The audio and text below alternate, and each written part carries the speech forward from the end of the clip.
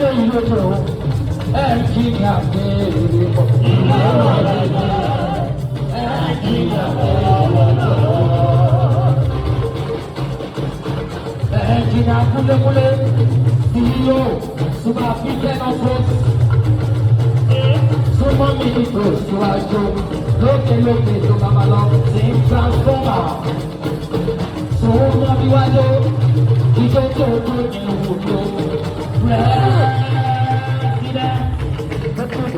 Gbogbo ẹni tó àpáta Ọ̀túnba Abíọ́lá òní ọmọ lókè lókè. Ló máa ma lọ. President General among the nation. President.